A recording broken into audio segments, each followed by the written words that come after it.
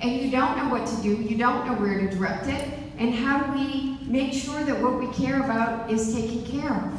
Well, we saw that if you do care, if you do engage, and one of the things that I have constantly said is your representatives hear you, your representatives care. So how do you work with other people across the state to make your voices heard, to have other representatives hear how you care? And here's the reality. I am going to say this because I was sort of surprised by it.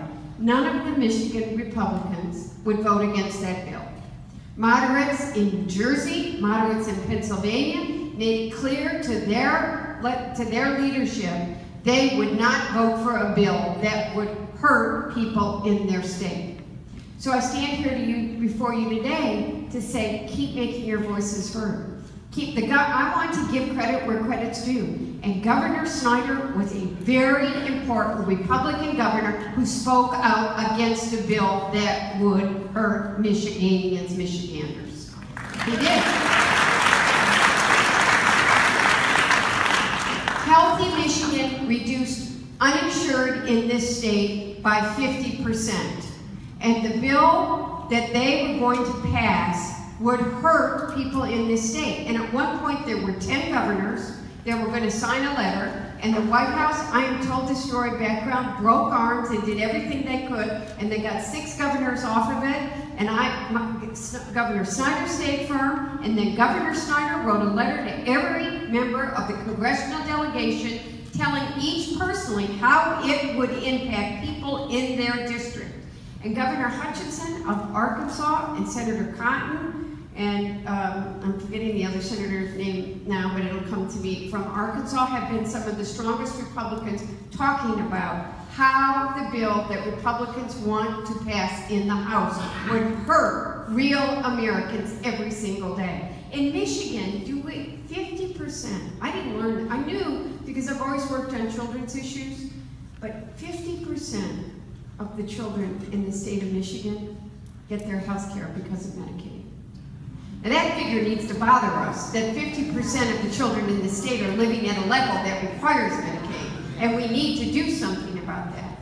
But we cannot let our children be hurt by what's going to happen in Washington. So health care, I guess it's part of my message to you is, you wonder if you can make a difference. How do you make a difference? We won battle number 1. Well, it was battle number 2, because we won battle number 1 on an executive order that targets people because of their religion, which is another thing we can never make acceptable in the United States.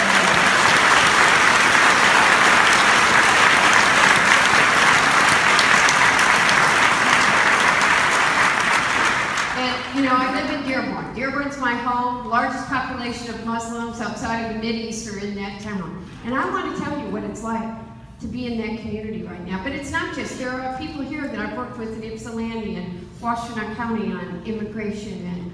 But there are kids. You know, I heard the story once and it really bothered me. I've heard this story 10, 15 times now. The children who were born in this country are American citizens, whose parents are American citizens, respected, outstanding lawyers, physicians in this country. They are 3rd and 4th generation living here Americans are afraid that someone's going to knock on their door at 3 a.m. and deport them from this country. Does it remind you of the 40s and a time in the world that was unacceptable? So, you know, I want to say this. I am someone that believes if you can work together, you should. And I've said that I'll work with Republicans on a health care bill because the Affordable Care Act isn't perfect. It needs to be fixed. But I will never work with somebody on a bad bill that'll hurt people. And I've said to President Trump, look, I'll work with you on reopening NAFTA. But you're going to find a buzzsaw like one you've never met when you start going after people's religion, freedom of speech, freedom of, and when you are going to try to hurt people that should never have to worry about what they need to do when they are sick or whether they can afford their medicine. That is who we are as Americans. We need to watch out for each other.